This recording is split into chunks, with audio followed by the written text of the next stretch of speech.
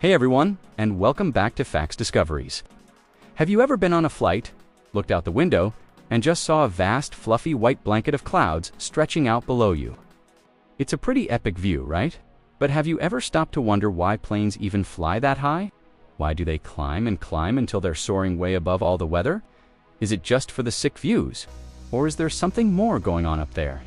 What if I told you that flying above the clouds is just about giving you a sweet Instagram shot? What if it's a carefully calculated strategy that involves mind-blowing science, serious safety measures, and some secrets that make modern air travel possible?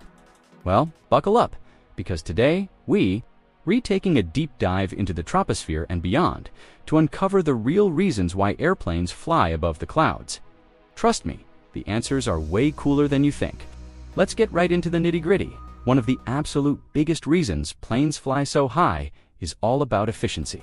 And when we say efficiency, we're talking about two things every airline and passenger loves: saving fuel and saving time. It all comes down to a simple concept: air density. Down here on the ground, the air is thick and soupy. It's full of molecules all jumbled together. Now, imagine trying to run through a swimming pool versus running on an open track. The pool is way harder, right? That's drag. For an airplane flying through thick, low altitude, air is like trying to push through that swimming pool. The engines have to work overtime, burning a ton of fuel just to fight against all that air resistance. But as you go higher, something awesome happens. The air gets thinner. The higher you climb, the fewer air molecules there are packed into the same amount of space. This layer of the atmosphere where commercial jets cruise is called the tropopause, which is the boundary between the troposphere and the stratosphere. For a huge metal bird like a Boeing 747 or an Airbus A380, this is the sweet spot.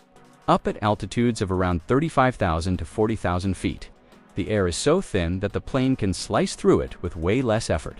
This means less drag. Less drag means the engines don't have to work as hard to maintain speed. And when the engines aren't guzzling fuel, the airline saves a boatload of cash. NASA studies have confirmed this for decades. Flying at these high cruise altitudes can significantly improve fuel economy. It allows planes to fly faster and cover longer distances on a single tank. So, next time you feel that powerful ascent after takeoff, remember, the plane isn't just going up. It's heading for the express lane in the sky, a superhighway where the going is easy and the fuel bill is lower. Now, let's talk about something we can all relate to: comfort. Nobody, and I mean nobody, likes a bumpy flight. That stomach-dropping, drink-spilling turbulence is the worst. Well, another major reason planes fly high is to get away from all that drama. Most of the weather we experience, rain, snow, thunderstorms, and all those choppy air currents, happens in the lower part of the atmosphere, the troposphere. This is where clouds form, where warm and cold air masses collide, and where you get all the unstable conditions that create turbulence. Think of it like the chaotic, busy city streets of the atmosphere. Pilots are trained to find the smoothest ride possible for their passengers. Instead of trying to navigate through that atmospheric mess, it's much easier and safer to just climb above it. By cruising at 35,000 feet, planes are literally flying over the weather. They're in a calmer, more stable layer of air where the ride is generally silky smooth. According to the FAA, avoiding weather is a top priority for flight planning. Pilots use sophisticated weather radar and get constant updates from air traffic control to identify and steer clear of turbulent patches. Sometimes, if there's a particularly nasty storm system, they might even be cleared to fly higher than usual to get over it. So, that feeling of calm you get when you above the clouds' I's and T just in your head, the plane is actively avoiding the atmospheric mosh pit down below to give you a more peaceful and frankly less nauseating journey. It's all about making your flight as comfortable and stress-free as possible. But it's not just about comfort, it's a massive safety issue too. Flying through a severe thunderstorm is incredibly dangerous. The powerful updrafts and downdrafts inside a thunderhead can put immense stress on an aircraft's structure. Plus, you've got lightning, hail, and extreme turbulence to deal with. It's a no-go zone for any commercial airliner. By flying high, planes stay well clear of these hazards. Sure, they have to climb through the lower atmosphere to get there and descend through it to land. But pilots and air traffic controllers work together to find the safest possible corridors, routing flights around major storm cells. It's a beautifully coordinated dance to keep everyone safe. Here's another cool thing to think about. By flying at standardized high altitudes, the sky becomes a much more organized place.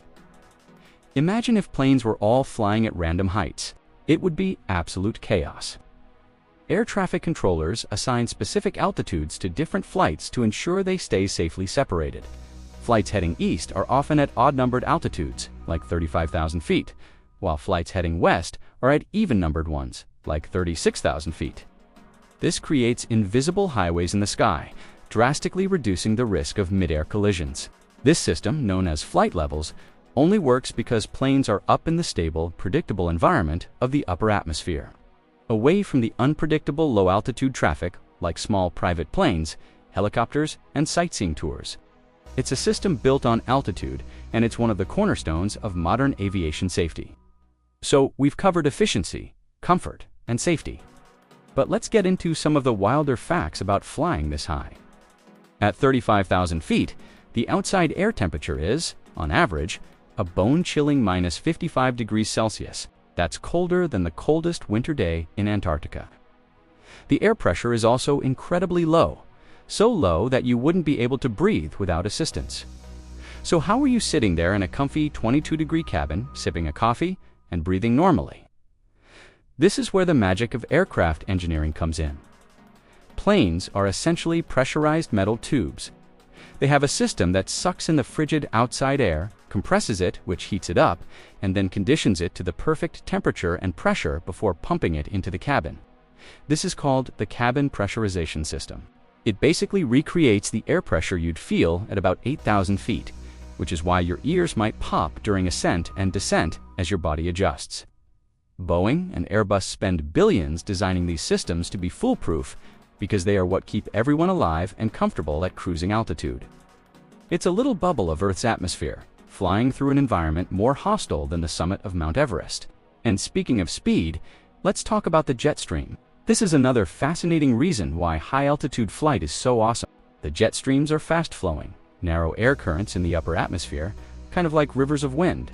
They're caused by a combination of the Earth's rotation and atmospheric heating. These winds can scream along at speeds of over 200 miles per hour. Airlines absolutely love the jet stream. If a plane is flying from, say, Los Angeles to New York, it will try to get into the jet stream and ride that tailwind all the way across the country. It's like getting a massive free push. This can shave a significant amount of time off the flight and save an incredible amount of fuel. On the flip side, when flying west, planes will do their best to avoid the jet stream, as flying against a 200-mile-per-hour headwind would be a slow, fuel-guzzling nightmare. These jet streams are most powerful at high altitudes, so again, climbing up high is the key to either using them to your advantage or staying out of their way. So, let's recap this journey into the sky. Planes fly above the clouds for a whole bunch of interconnected reasons. First, for efficiency. The thin air up high means less drag, which saves fuel and allows for higher speeds. Second, for comfort and safety. Flying above the weather systems means a smoother ride and avoids dangerous storms and turbulence. Third, for organization. High-altitude flight paths create a system of invisible highways that keep air traffic separated and prevent collisions. And finally, to take advantage of natural phenomena like the jet stream, which can give planes a massive speed boost. It's a complex ballet of physics, engineering, and meteorology, all designed to get you from point A to point B as quickly, safely, and efficiently as possible. The next time you're on a flight and the plane finally levels off, you can look out that window at the sea of clouds below and know exactly why you re-up there.